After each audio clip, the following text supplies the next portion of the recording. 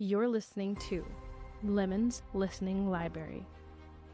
Discover the story behind the stories with unique and raw conversations from the people who make your favorite books a reality. Thank you, everyone, for joining today's episode of Lemon's Listening Library. I am Randie Lemons, fantasy author, or RL Rose, to those of you in the romance community. Thank you guys so much for joining this episode, and I'm super excited about our guest today. Before we announce who she is, I want to tell you a little bit about my co-host today. Ariel, would you like to introduce yourself? Hi, I'm Ariel Dawn. I'm best known for my Monsters of Ashwood series. I write primarily paranormal romance, monster romance, and the gamut of pretty much everything under the sun. And that's me. All right, guys, if you are interested in being a part of our Patreon or having your services announced on the show, it's a great way to support the show and to get your services out there to potential listeners, readers, or clients. Go over to our Patreon, take a look at that. It's a super awesome thing that we're doing. And now the moment we've all been waiting for, R.J. Lloyd. Would you please tell our listeners a little bit about yourself? Okay. As probably most people say, I don't know what to say. I'm author R.J. Lloyd, generally known for spicy paranormal romance, paranormal thrillers, fantasy, and sci-fi. I'm also known as Colleen Nye for people more in the romance genres, and Nora Carter, if you like writing prompts and things that inspire your writing world. Do you feel, whenever you're going through and you're developing new pen names and stuff, do you ever feel like there is just a calling to the different areas and you're like, okay, now I need to create a new pen name because I'm more interested in switching into different genres? Well, to be honest, I was under Colleen Nye for a very long time, and I had no intention of creating more pen names, and I wrote under multiple genres, and it took the readers convincing me that that readers want to know what they're picking up when they pick something up by an author, and so switching between the different genres was kind of jarring. But once I decided to put a little like spicier content in, I'm like, okay, before I put these books out, I've got to put another pen name. And then I had the tough decision of, do I leave all the books under the first pen name, or do I split some off because they are more of like this genre? And so I did. I split some off. And then the third pen name, it was kind of a no-brainer at that point because it's nonfiction writing prompts and other those kind of books that are to inspire your writing. And so I'm like, well, might as well do another pen name. So yeah, I always think that it's interesting as authors like start their craft and then they start off with the one thing, and that's typically the first book they write, and then they realize, oh, I want to dabble in different areas, and then they're like, okay, what about this pen name thing? Right. Yeah.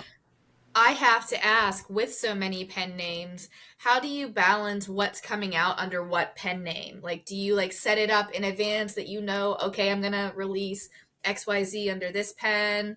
I'm going to focus on this one. How do you balance all of that? So I lean towards the tendency of utter chaos. I write what I want to write when I want to write it, and we see you, RJ. We see you. So just like recently, I finally got off my rear end and finished my writing prompt books and released all 5 just out of nowhere, and so now I got to go back to my Forbidden Places series and finish that out, but under that pen name. But first, I just released another book under R.J. Lloyd, and I've got one coming out every month for the next several months, and then Colleen and I've got a couple things going on, and so it's just kind of shoehorning everything in when the projects are ready to be finished. Okay. And if you're writer, you know what that feels like. I have 2 pen names, but I want to open a third because, as we said, you know what I mean? Yeah. And I struggle with just the 2. So I'm like, I'm very envious over there of how you balance that. Yeah, yeah, I do romance, and I don't have very much out in that genre right now. But then I'm my passion is fantasy, and fantasy just takes so, because I'm Hmm. a 150,000 word fantasy novel right now that I'm trying to bust out, and it's like I'm committed to this until I finish it. Jumping around to the other Hmm. books, I don't want to take that energy into those when it's supposed to be super spicy. So it's like there's not a balance with what I do. Yeah, I feel the Right. same way. I have all my focus and stuff is on Ariel, and I have like two books under my young adult under 80 Luna, and I'm like, one day I'll get to finish them, and then I want to launch another one because I'm crazy. So Right. Do you feel like your fans from your original pen name, your readers, followed you over, or how was that? Was that something that you had to like kind of recollect the new followers? So both.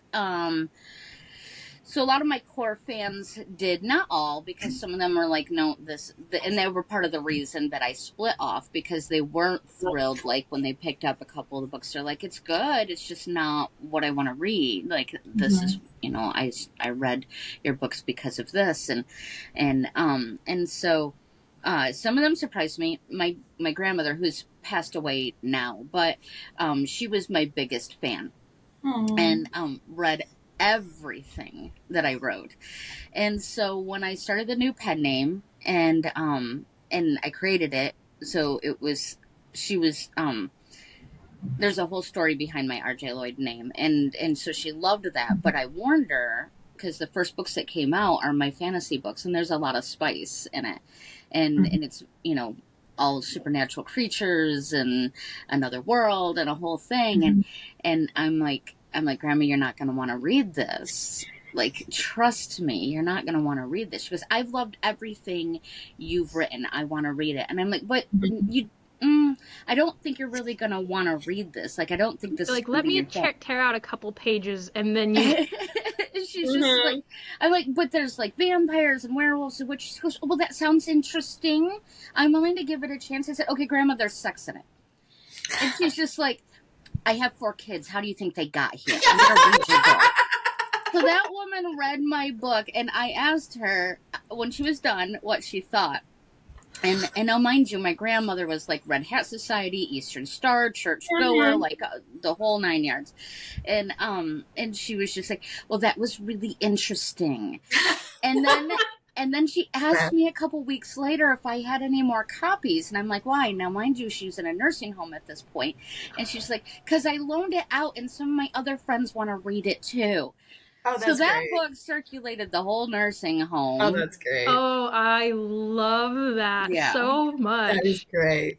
That is So a testament to our women's sexuality never goes away, or even if you got those things that makes you keep it under tab a little bit, it's still there. yep, Mhm. Mhm. Get Grandma's yep. it, still doing Grandma. the club. It was so funny. Oh, Yeah. you know what though? I can just imagine them like, there's their entertainment, the things that they do is so limited in those situations. They probably sat and just talked about your book, and you probably filled so much of their conversations, and then their book boyfriends that they got from your books and everything else. That is so fun. It's Yeah. awesome. Yeah. Cracked me up. So yeah, some people surprised me that came over to the new genre. So This yeah. just goes to show you can find readers anywhere. True. I Very love true. that.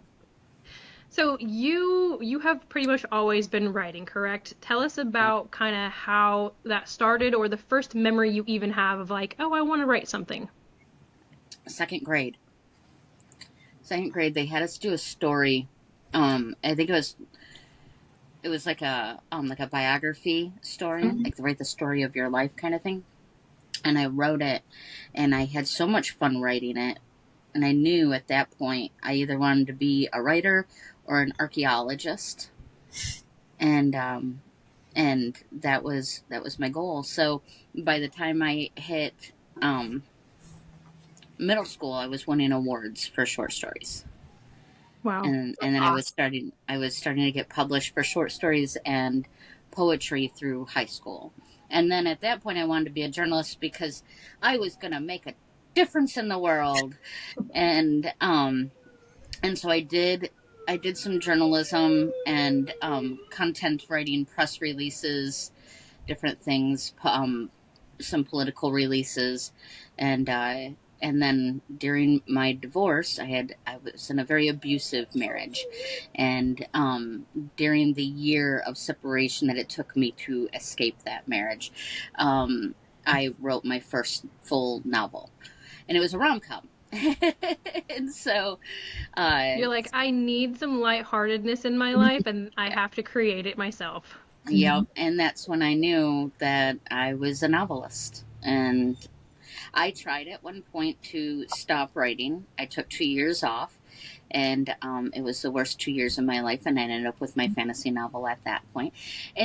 But to come back to your previous question, is it was during that when I pulled the two pen names apart and started the new one, and I am having to rebrand. I've been very lazy about it, but I've like just slowly kind of working my way through it. But yeah, I had to rebrand at that point and start working from the ground up again. Some of the readers came over, but not all. Because I had taken a break, readers have a short attention span in that in that kind of light that they find other authors, and so you kind of have to start over and rebuild and almost rebuild their trust, because when you don't publish for a while, they're like, do I really want to get stuck with an author that isn't going to put something out again for a while?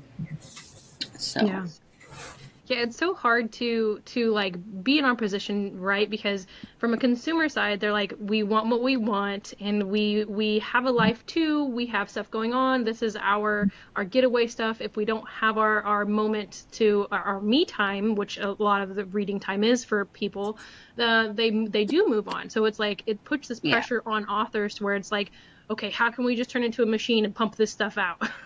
Right. And it does make a difference. Like, I didn't used to think it would make that much of a difference. And so I would just put my books out when I put them out, and they were well received. They won awards. They got on bestseller lists.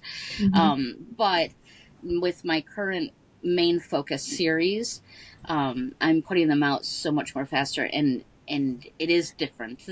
My readership's still there, but the readership I've gained are voracious readers, and that is an entirely different gambit of reader.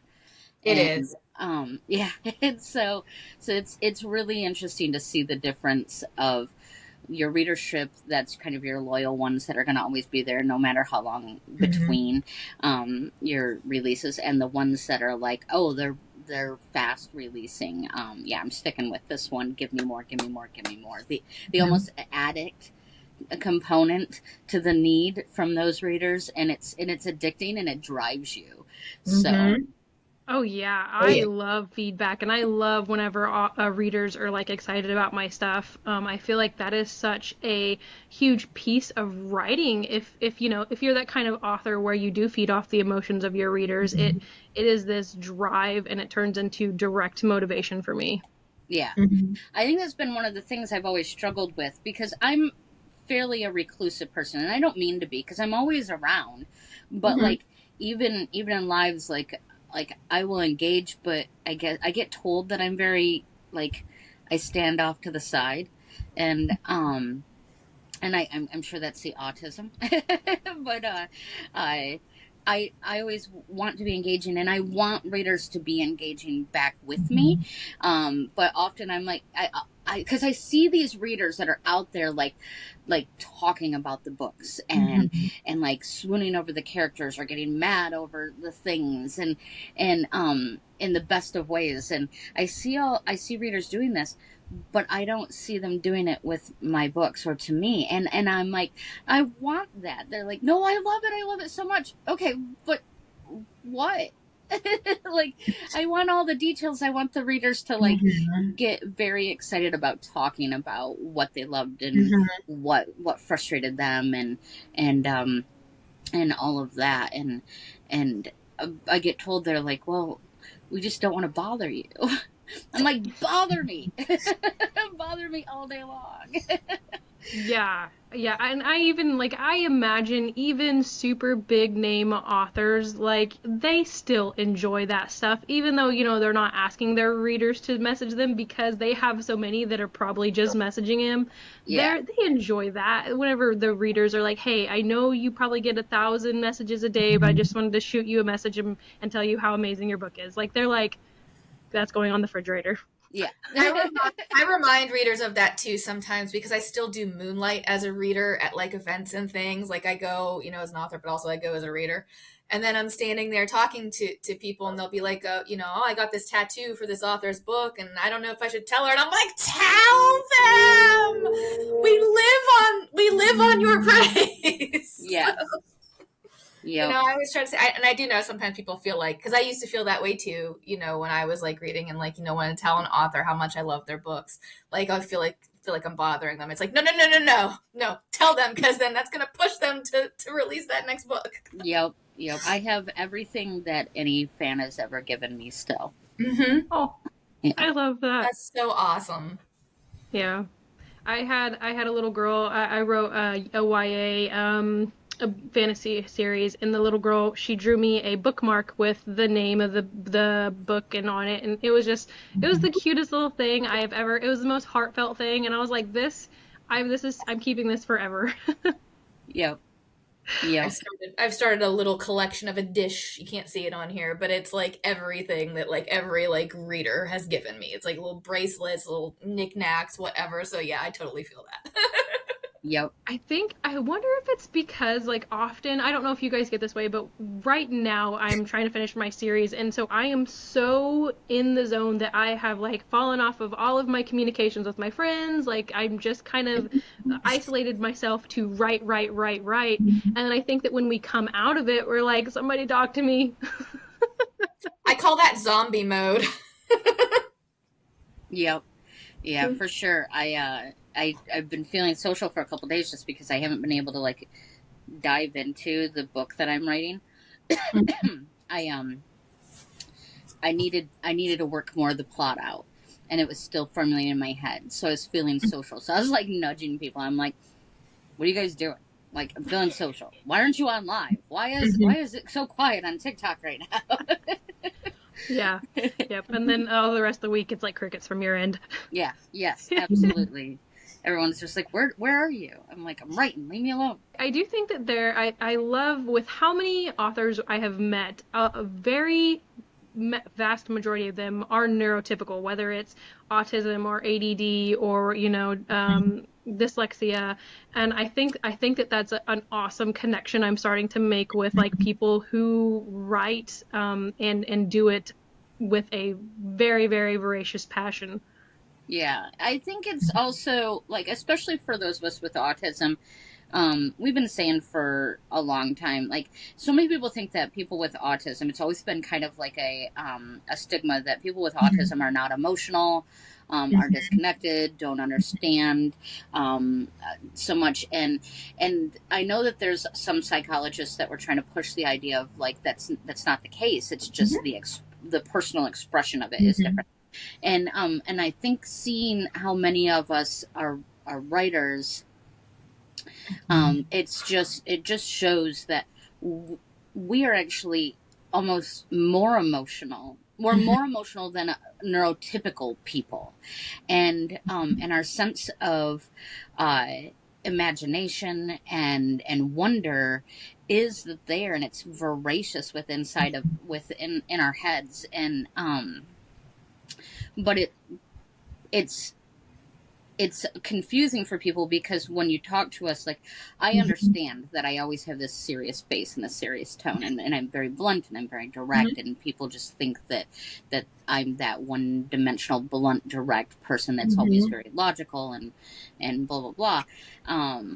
But what's in my head, it's almost like, for me, it feels like there's so much that's going on in my head that I don't have the time or even the ability to monitor what's going on the surface here. Like, it doesn't equate. Like, I can't tell you how often people are like, you're very you seem very disconnected, or you seem very aggressive. And I'm like, I'm not. Like, I am the most chill person I know in my head. Sorry, you're In giving my me head. this. And I don't know how to change this. Yeah. But in my head, I'm jovial and chill and Mm-hmm. relaxed and all the whimsy, but it just doesn't come out. But you see that in our writing, I think. Mm-hmm. Like, because it, like, you can almost tell an autistic person's book because it's so colorful in a way, I guess. Yeah, my son is diagnosed autistic, and my husband is self-diagnosed autistic, and I'm pretty sure we're going to have him officially tested next month, just because there is a piece of understanding, like, my whole life I felt different, and then when you understand why, it gives you this sense of like, oh, that's why, Mm-hmm. instead Right. of this label where it's like, you have to behave autistic. Like that's something where I'm like, okay, that's what we don't need the label for.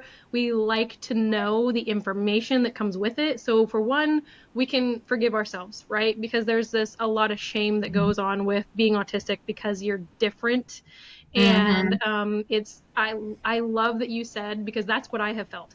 I Mm-hmm. think people with autism, they feel so much more deeply Yes. than typical neurotypical people, because my son, when he is passionate about something, man, you couldn't knock him off that train if you tried with a sledgehammer. Like, he gets locked onto it. And when people around him are hurt or upset about stuff, he takes it very, very personal. And my husband does this, and I've noticed, and we've had to really work on this, because like when I get upset about something, he almost gets more upset about it, even though it didn't happen to him. And I'm like, okay, we definitely have to work on this together, because you can't take that away from me. But oh my gosh, I love how upset you are for me. Right. I think people forget sometimes it is a spectrum. It is not an umbrella, And to So, be technical, I was diagnosed Asperger's. And mhm. that's Hmm. what a lot of us technically are. But they've Mhm. taken the term away just because the guy who Mhm. coined the term was a Nazi. So they're like, well, we Yeah. can't use that anymore. And Yeah. which, okay, then rename it if you really need to be that Mhm. way. Yes. Honestly, it wasn't what he was as far as that Mhm. goes of why it was labeled. It was labeled that because it was the person that founded it. I Yeah. don't like. So this is part of Yeah. the Rebrand it. right. Mhm. This is part of Rebrand. like the logical side of us where I'm just like, I don't care what he was. It was the person. Why are we renaming it? Why? And I'm Yes. not technically, I'm not autistic. I'm not autistic at all. I have Asperger's. Yeah. And that Mhm. was not even, it was a cousin to autism because Mhm. there's major differences. So to be Yeah. labeled like those of us in the community, at least the ones that I speak to, were like, Mhm. this makes zero sense. I'm not autistic. I have Asperger's. That's a different thing. Mhm. Why am I having to call myself something I'm not now? Yeah. And so, um, yeah, it makes no logical sense. And I'm all the logicalness. So I think it's funny that they did something like that to people who are very logic based, and we're all sitting here like, okay, neurotypical people, pat pat. All right, I'm autistic. All right. So Yeah. yeah, it's a Yeah, thing. I wonder too if there's a connection with, like, I feel like neurotypical people, their logic side and their emotional side, they kind of stay separate. But I feel like with autistic people, there is an interconnection there of like the logic fuels the emotion, and it either like upsets Mhm. them or calms them based off whatever the situation is. Mhm. Yeah, because I don't get emotional without a logical reason. If it doesn't make logical sense to feel Mhm. emotional about it, I'm not going to be emotional about it. It makes no sense to be emotional about something that isn't logical. Like I have friends that are neurotypical or have Mhm. other neurospiciness, and they are very emotional driven, and I think that that's part of the friendship. Like, I've lost a lot of friendships because I will say this sort of thing, and not everybody takes it well. My true Mhm. friends understand where it comes from and uses it. I feel they Mhm. use my ability to be very logical about things as a way to help them through their emotional stuff. Mhm. Not everybody wants to be calmed down. They want to throw their temper tantrums, and Mhm. if that's your choice, that's your choice. Okay, fine. But I won't. I don't stand around and pander to it. But my good friends will. I will just be like, so you're emotional about this, but what's the logic behind it? Like, because I feel like you're just being emotional. Like, so should we get that under control, or what? Like, let's talk. You need to vent it out. Fine, let's vent it out. Be emotional for a spurt moment, but let's not make this us, okay? And Yeah. and so I don't know. My good friends, like, we'll talk about things and we'll logic things out. I Now, love that you just said that, where you said, don't make it us. Like, yeah, don't make this emotion you. Like, move yeah, through it, feel it, but yeah. don't make it your identity. Yeah, because I don't feel that, because emotions are real. So there's no sense in telling somebody you shouldn't be feeling this. No, you're feeling it. Okay, let's if you need to stand here, ball your fists and scream at the top of your lungs and get that emotion out of you so that you can think clearer, let's what do you need to do to get through this? Just because I'm not emotional driven doesn't mean I can't logically understand that some people are biologically driven by emotions and they need somebody to help walk them through it.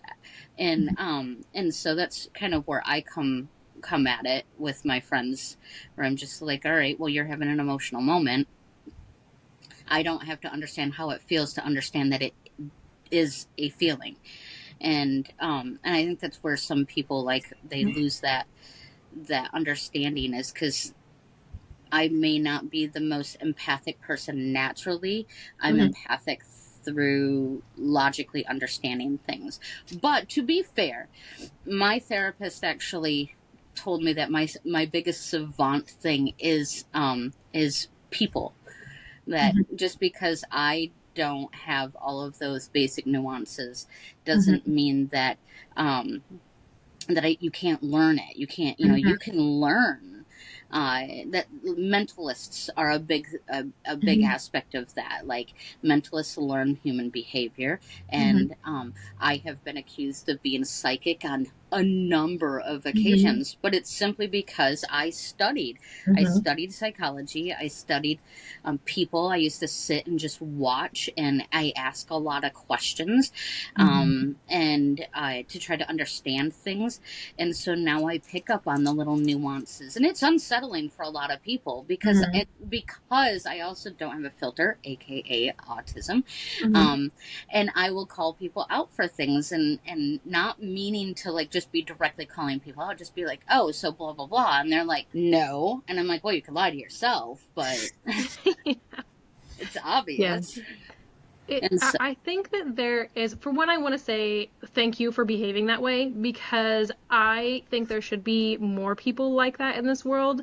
Because what happens is we a lot of us recreate the relationships that we witness, right? And we see our parents trauma bonding with people, or talking negatively about situations, and Susan did this and Bobby did this, and it's all about what they did wrong.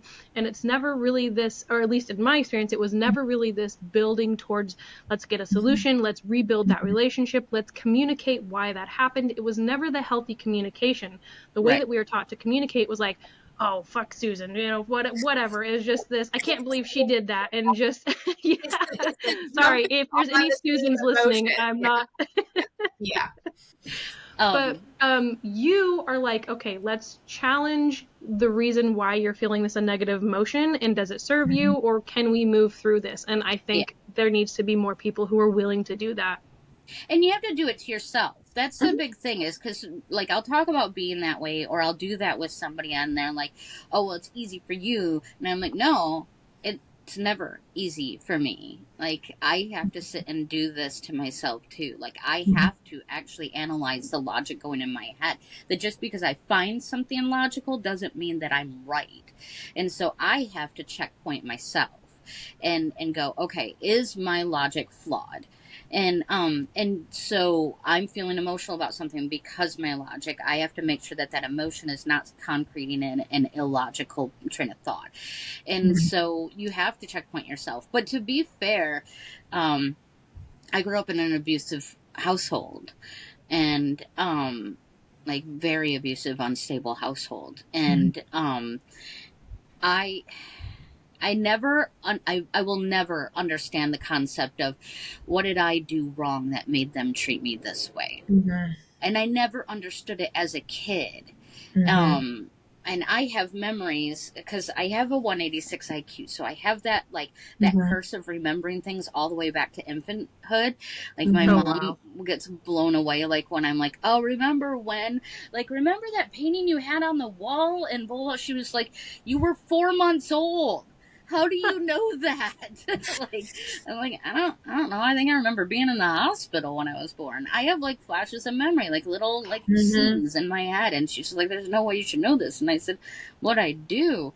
But so I watched my mother. I love my mother, and she's a good person, but she's a lost person. She's a very codependent person. She Mm-hmm. cannot function without a man.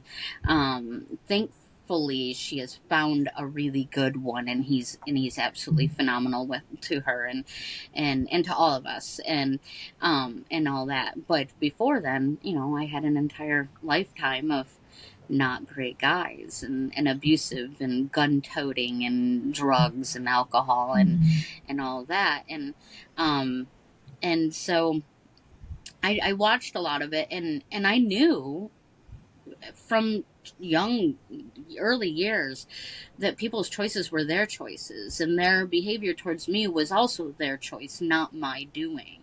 Like, and you can't lose all accountability. Like, was I acting like an asshole? Like, did I you know did I do something to spur someone's reaction? Okay, not that reaction. Like, Mm-hmm. no one deserves that reaction, kind of thing. And so you, as long as you're keeping yourself in check at a reasonable rate, um, it's never your fault when someone abuses you.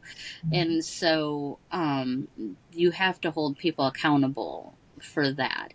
And so um, I just never took that upon myself, and I learned early on, which did not serve me well. I'll tell you, when you're a kid and you're looking at your parents or your mom's gun-toting boyfriend who's threatening to, take your head off if she doesn't get you out of the house.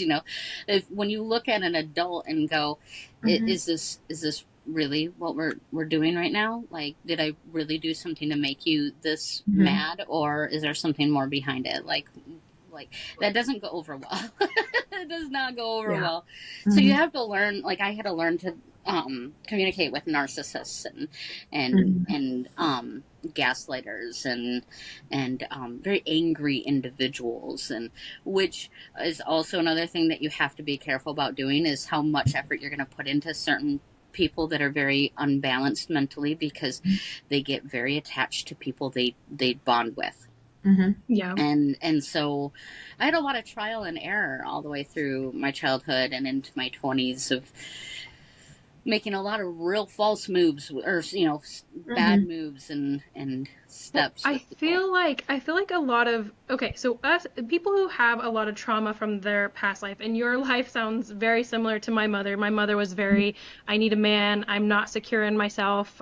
She had very little self-worth, so she didn't Yeah. believe she deserved more. Mm-hmm. And so she was very similar. I remember one time one of her boyfriends came out with the shotgun, or he came out and put his hands on her throat, and I grabbed his shotgun, and I was like, we're fucking leaving right now. Right. And so I was like 13 and pointing a gun at a man because he was choking my mom. Like, that is not Yeah. something that a child should have to go through. But those experiences means that when I write my characters, they have the raw emotions. They have the real life experiences. They have this stuff that's like, oh fuck, this is going down. Or how do we get out of this situation? And just the emotions that you can put into your characters based off of what they go through. Your villains are so much more well-rounded and have reasoning and logic behind them from their point of view because of their trauma. Yeah. And I think that that sets us up for a whole other side of being able to tell stories. Mm-hmm. Yeah, I agree.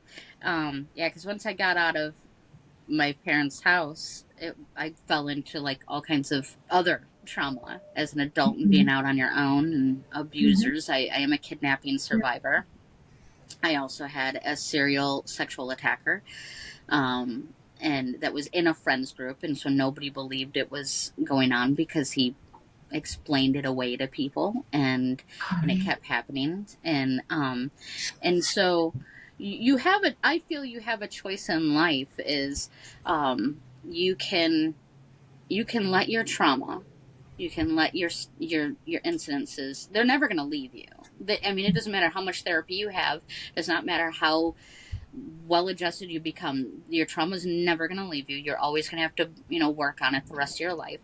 And you can either let it take your life from you and let them win, or you learn to cope with it and you deal with your bad days as best as you can, and you funnel it to helping others, or just working your way through it, or writing books. so yeah, I write books. I was gonna Yeah. say, I feel like a common misconception too about authors is, especially if you're writing fiction, is that, these things don't happen in real life, or these situations that these characters are in, like this doesn't really go on. But what I've learned too, like as I've talked to other authors and everything, is how much we put of ourselves in our work.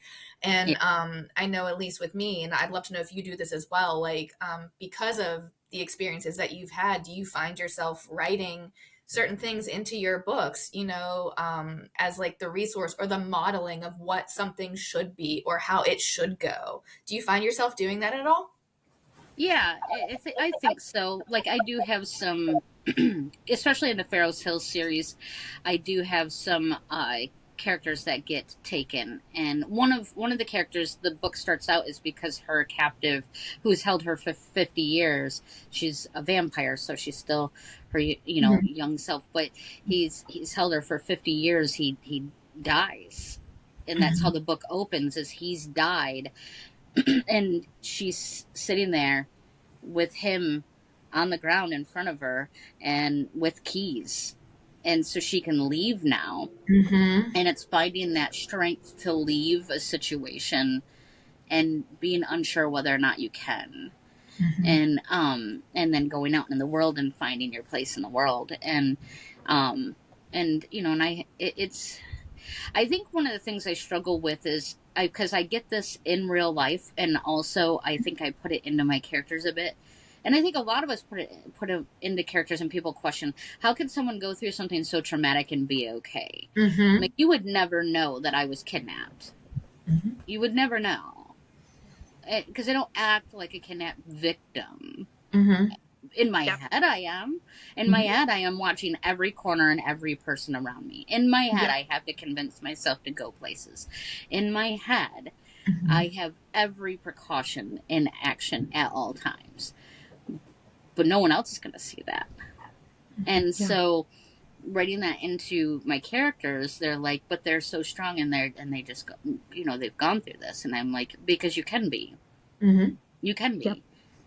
We see the victims that fall to their PTSD of things all the time on the news, because there's no story in being the strong individual that's picked back up and moved on, until that person's at the end of their life writing their autobiography, Yep. and you're commending them for doing it, but no one's there applauding them while they're doing it. Mhm. Yeah. And I think that speaks to the society that we were talking about earlier of, let's Mhm. talk about the negative. Let's talk Right. about the victims that are stuck in that victimhood. Let's talk about, the people who can't pull their life back from all the trauma that's happened to them, or succumb to worse fate, or repeating it and Yeah. doing something similar in their life.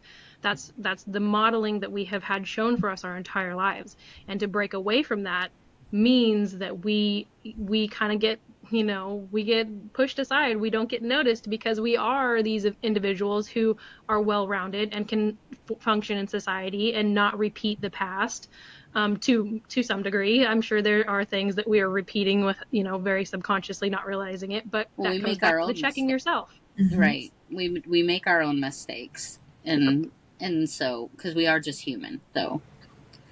But yeah, I think I do put a bit of me into the books, and I think the my biggest struggle my biggest struggle that I have with You have writing, just one. I'm so jealous. um is I want male characters, that I want to write my male characters that people are just going to fawn over and create fan art of, and Mhm. all of that. Um, but I can't bring myself to write those kind of guys that are assholes. Like these toxic guys that there's Mhm. no way in hell any of us would be with this asshole in real Mhm. life. I write guys you want to be with. Mhm. And they aren't the guys that these women are fawning over. They're going, and it says a lot about us. I think it's an eye opener Mhm. that we need. This is me being on a soapbox, but I think it's an eye opener that we as women need to, if we want to take our place in society, next to the men, we need to be strong, and that's something we all are preaching, right? So why are we fawning over these men in fictional books that are the men that we're refusing to be with just because we're familiar with that? And I get it, like on a psychological level, I get it. You Mhm. want to end up with the guy that hurt you, but you want him to be good to you. And so it's our psychological way, the same reason that so many, certain victims kind of like get into the books and movies that of Mhm. the things they've gone through. Mhm. It's that It's subconscious normal to them. need. It's safe in some very It's skewed way. right, and it's a way to control the Yeah. situation to give it a good outcome. Okay, that's fine. We've had a long time of trauma from men. Okay, but let's stop idolizing these absolutely horrific types of guys and let's start fawning over the good guy. I thought about this the other day, and it's kind of an out there thought, but I was like, women are we've got it in our minds that men just do horrible acts of sexual violence acts to people, right? That's something that society has just kind of put it in our mind. Like, I was thinking about a dad who was very loving to their child, very there for their child, very doting on their child. And so many people are like, oh, that's not right. Oh, and it's because society has gotten this idea that men are just that's not appropriate for men. They can't be doting, they can't be loving, they can't be hugging, because they've got it in their mind that all of them are just these sexual monsters. And because we have that acceptance of men, that that's just what they are, it allows the men who are that way to still show up to family reunions, to Right. still be a part of kids' lives. Because it's like, oh, well, we know it's something they do, so let's just, brush it under the rug. And I think that shifting your mindset, shifting society's mindset of like, that's not what men do. That is not how the vast majority of men operate. There are the bad ones, There's a but lot the more very, than you want to know. Mhm. yes. And But I think the allowing difference men to realize that they can be what's the word I'm looking for? They can be doting, and they can be more feminine with their behavior, and Mhm. that's okay. I think what it's going to take is, and it's going to take time. I think what it's going to take is the disconnect is in your explanation.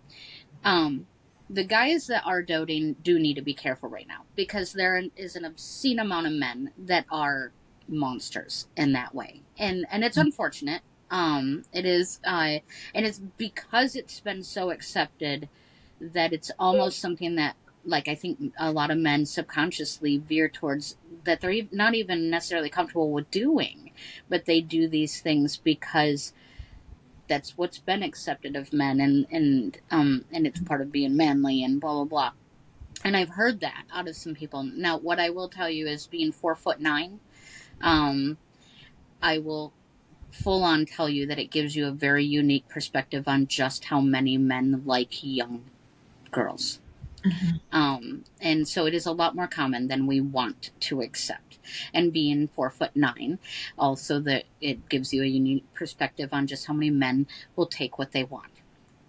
And so it is unfortunately far too common. So the guys that are very doting do need to be careful. They need to be in a good, like, healthy environment with women that understand who they are and blah blah blah. But we also have to be on the lookout for people who do it for nefarious reasons.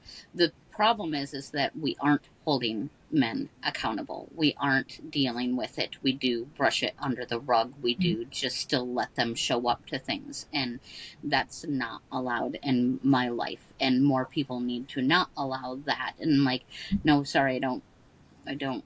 And odd situation is I had run into an ex at one point, and we had discussed the possible rekindling of things. He confided in me certain urges, and my kids were approaching the age of urges. Now, mind you, he had gone through his therapy and had never acted on it, but he understood that mentally it was there, and he didn't ever want a situation, so we agreed absolutely not. And he is not in my life because I don't want that element in my life. Granted, I appreciate that he went through his therapy, but and I wish him all the best. But there's a lot of people out there that aren't going through the therapy, and they're and they're doing these things and having these urges. And people, I was molested by an uncle, and my mother's in school when I had the counselor brought her in so I could tell her that this had been going on.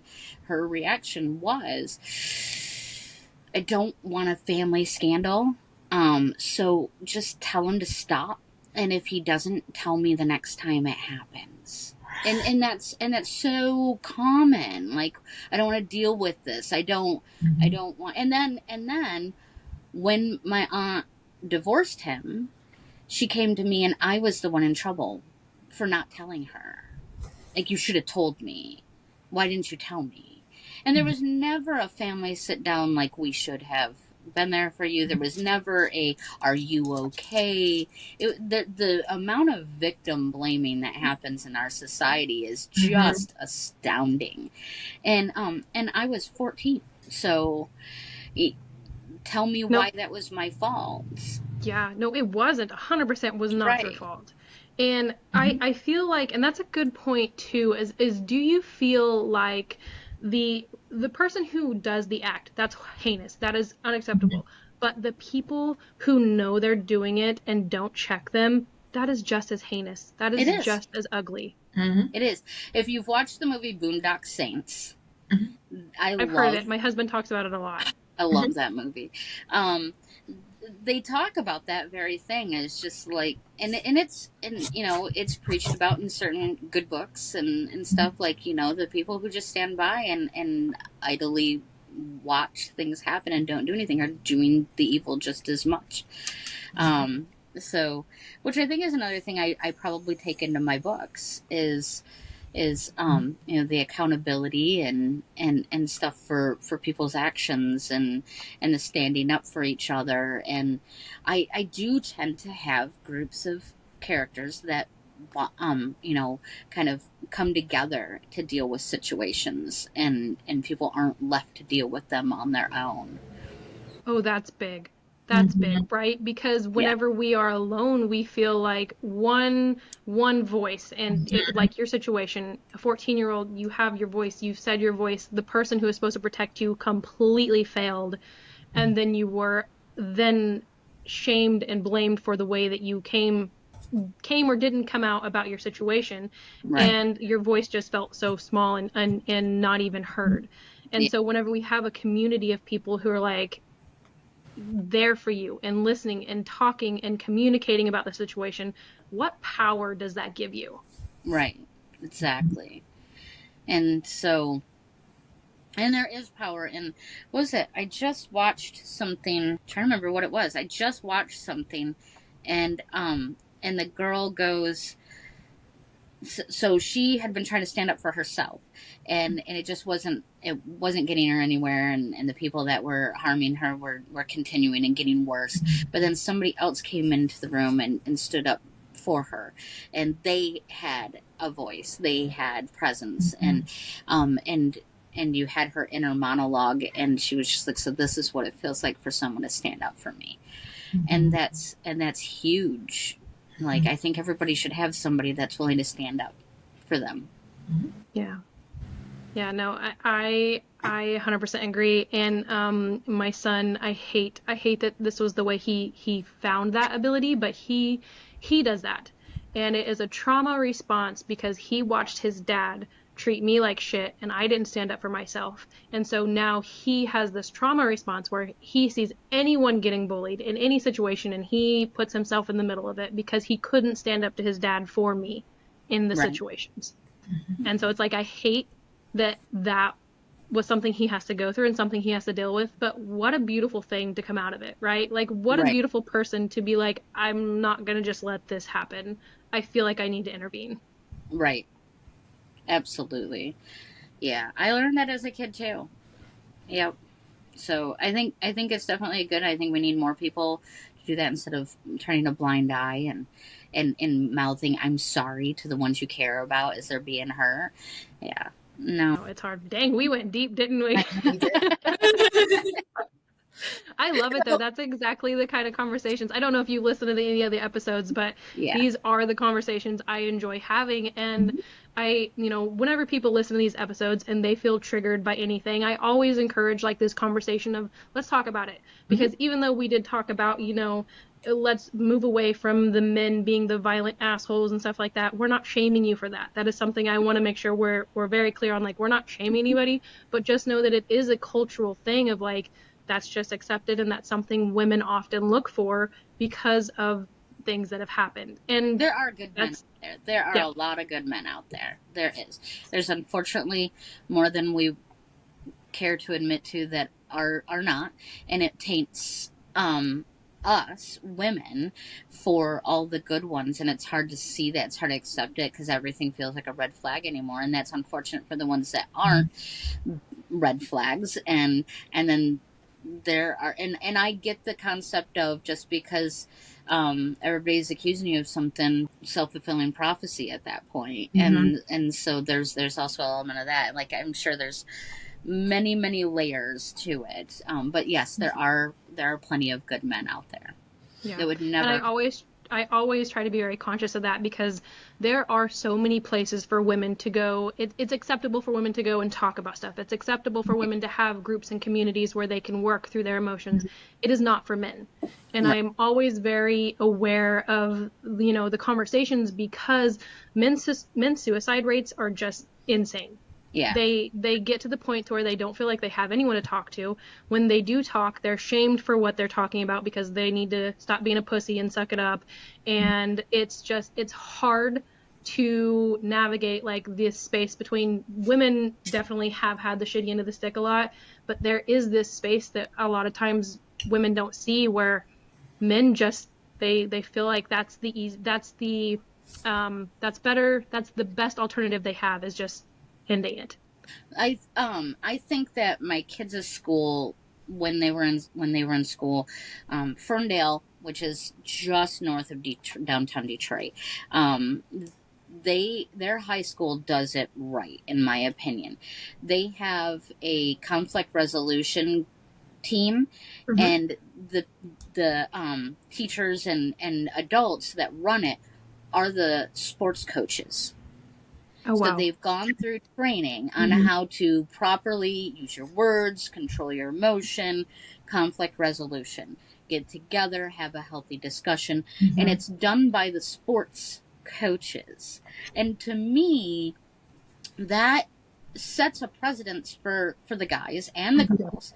But the guys, that's needed even more so to it's okay to sit and have a conversation. It's okay to work this out, not with your fists and with kind words and be supportive. And that school doesn't have the kind of fights that some of the others, that a lot of other schools do.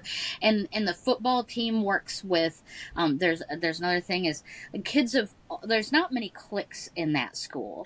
I mean, you've got your friendship groups, but people intermingle much more like we would want them to. The kids that are there, they intermingle in a way that we would want them to, not oh, here's your popular kids and here's this and here's that.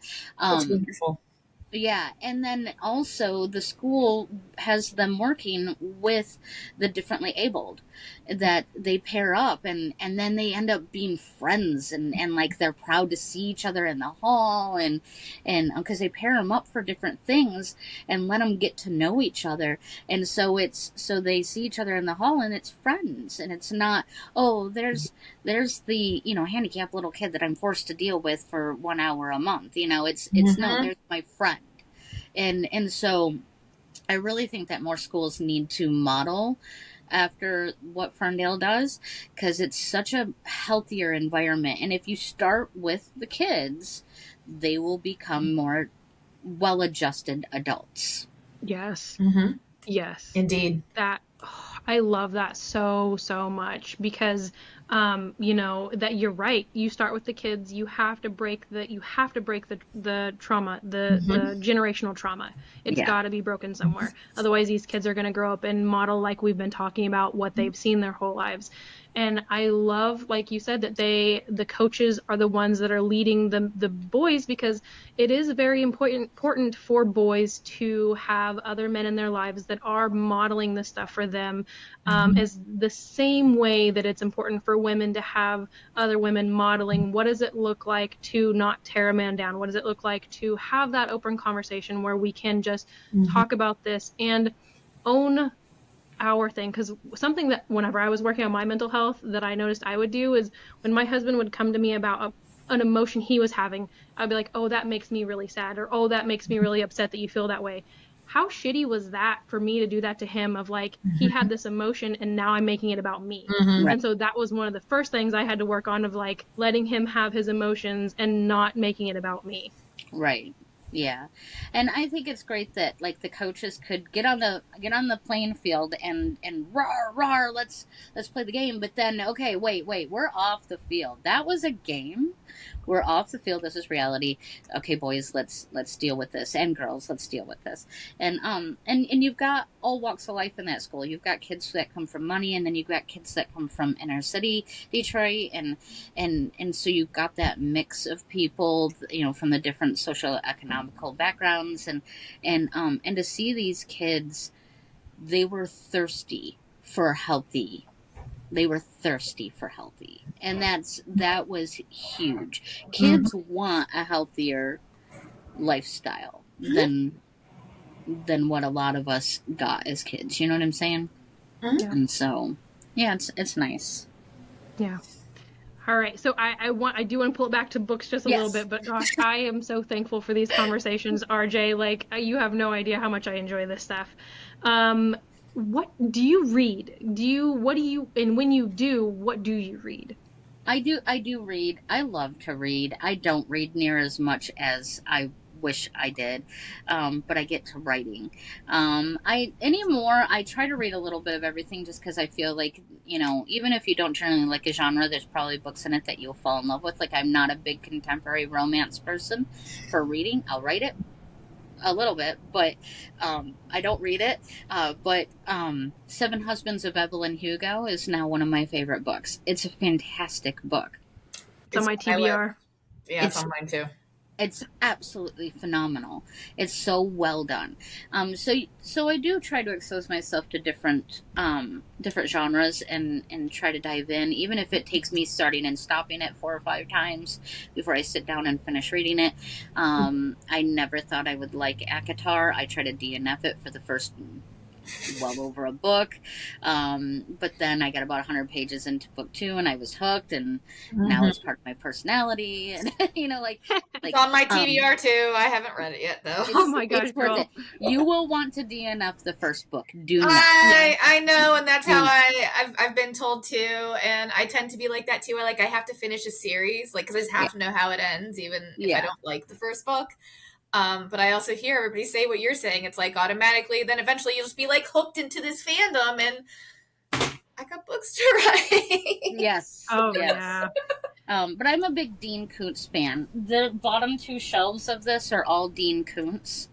Mm-hmm. Um, so yeah, that's what I love. Like, give me a good psychological thriller with a splash of horror, a splash of romance. So the Yeah. killer question: It's like Yeah. picking a favorite child. Do you have a favorite book? Yes. Yes, actually. Funny. And it looks like hell, but it's Ooh. called Blood Music Blood by music. Greg Bear. And no, it's not a vampire story. Huh. Huh. I So, it's, yeah, this is a very old copy. So a guy is like a lab. Okay, so I read this as a teenager and it changed the way I saw the world. Okay.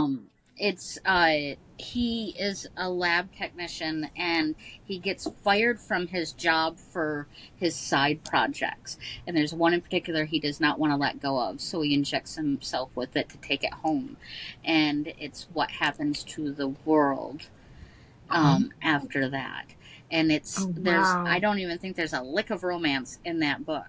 Greg Bear has gone on to not just write other books, but he also writes for the Halo series, if you're a gamer at all. Oh, I Um, didn't know Oh that. That's wow. cool. yeah, Yeah. yeah, he's a phenomenal writer. But that book is absolutely, it's eye opening in a scientific way, which I love science. So, but to bring the human emotional side and crash it together with science, for me, that's how I saw it. And so yeah, that's my favorite book. My favorite author, before you ask, is Dean Koontz. My favorite book series or book world is Cassandra Clare's Shadowhunter world. I've not read Cassandra Clare Shadowhunter stuff. I have it. I just haven't read it. It's on my ominous shelf of books to read. I have 2 shelves of her books.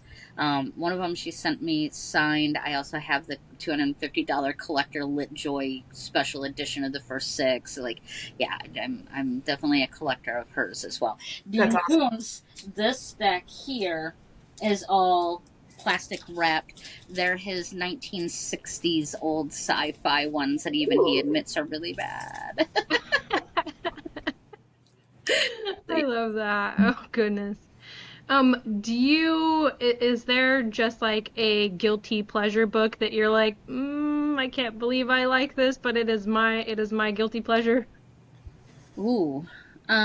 Yes, I would have to say Sophie Lark's duology with the snakes on the front. I don't know what she calls the series. Oh, I know what you're talking about. I know the covers. I don't know the name of the book. Yeah, like one's white and one's black, and it's Yeah, got yeah, snakes. And yeah. yeah, for some reason, I really enjoyed that. And I remember reading it going, why am I enjoying this so much? I love that. I always like asking that question because it's like mine is Twilight. I'm like, it's my guilty pleasure. I loved Twilight when it was, Same. I have all my special editions and all of the movie companion books. They're up on top of this bookcase. Yes. Yeah, I love Yeah, Twilight. that's awesome. I have them all too. So what book are you working on one right now that's fixing to come out soon, or what does that look like for you? Yes. Okay, so I have a few projects. Nora Carter, I'm looking at finishing my Forbidden Places series. It's 5 books, and each book focuses on, well, I may combine it. I'm kind of like stalled because I'm deciding what I want to do. It's mapped out for 5 books, but I may kind of make some tweaks. But either way, they're all places in the world that are literally forbidden to go to, where they're at and why.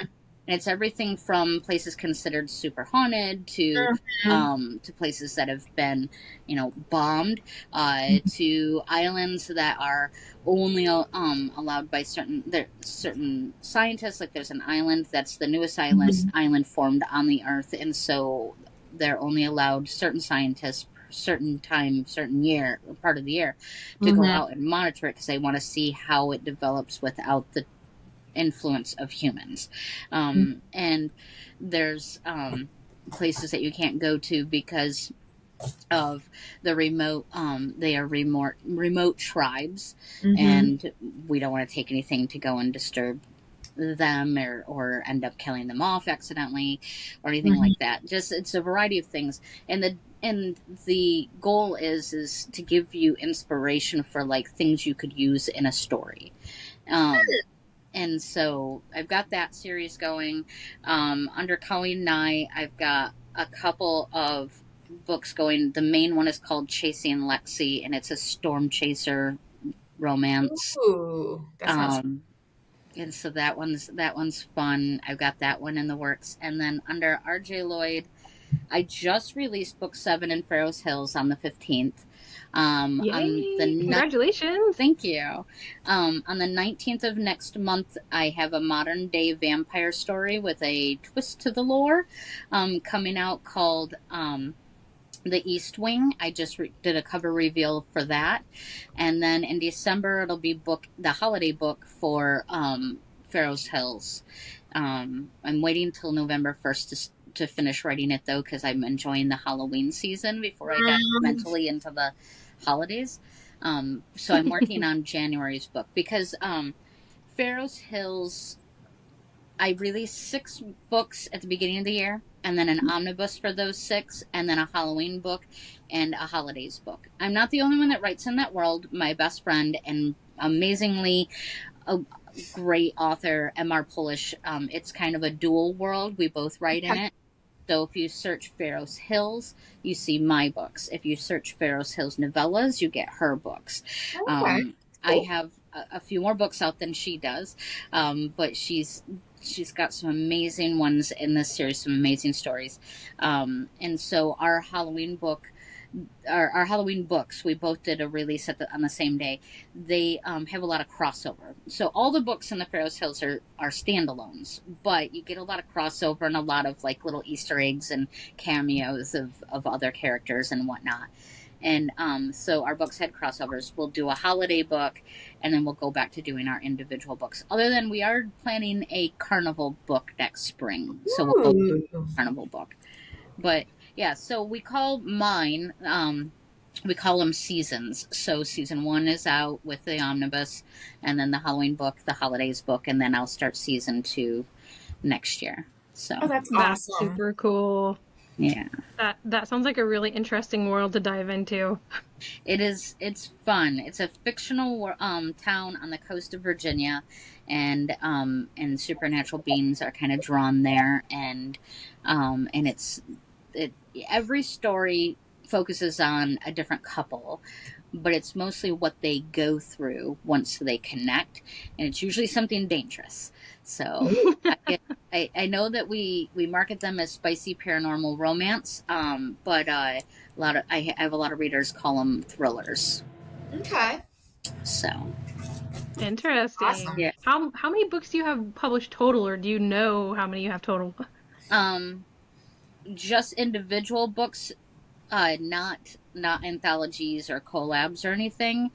I think I'm around 30. So awesome. Oh, you are goals, RJ. So You are amazing. So with all of the things that you do you have different social media things for each one, or if people wanted to find you and connect with you, how would they go about that? So I don't have a lot for Nora Carter, to be honest. But Colleen Nye and RJ Lloyd both have Facebook page, Facebook group, Instagram, and TikToks. If you find me on TikTok, on either, I know on RJ Lloyd, but I think it's on Colleen Nye as well. I do have link trees that have everything. I do also have a website, rjlloydbooks.com, and woefully not updated, but that is a plan for the next month, is to sit down and get all the Pharaoh's Hills books and update that. But it does have it. I know it's an RJ Lloyd website, but I do have pages for Colleen Nye and Nora Carter on there. That's pretty cool. I'm super excited to look at the things you've got out there and keep connecting with you, because I love you. I love your personality, and I love the conversations that we've had. So I'm super excited for the listeners to listen to this and enjoy the depth of this conversation. And then also there's a sprinkling of wonderful book topics. Yes. Yes. Thank you. Thank you so much. Do you have any advice? If you had one piece of advice for someone who is wanting to step into the writing world and become a potential author, what would that piece of advice be? Just one? Yeah, we could be here another whole hour if we want to do advice topics. I know. Don't listen to, how do I word this? Listen to everyone, but find your own path and just right. Mm-hmm. Because I like there's that. 100 ways to do it. Yep. So, Yeah. yeah. Oh, I like that. Listen to everyone, but find your own voice. Yeah. Find I your think own that's way. her Yeah, I sticker. like that. Yep, I agree. I think that's her sticker. Yeah, because there's a lot of good advice out there, but you got to do it the way you need to do it. Very true. All right, RJ, it was a pleasure talking to you. I am so glad we did this, and I actually hope to have you back on the show again. For sure. Thank you All right, so guys. much. Yes. All right, everyone. Thank you for listening to this episode of L3. I hope you tune in for the next one. Bye. Hey, guys. Thanks for joining us on this episode of Lemon's Listening Library. Remember, every story has a journey, and every journey deserves to be heard. Keep reading, keep writing, and keep listening.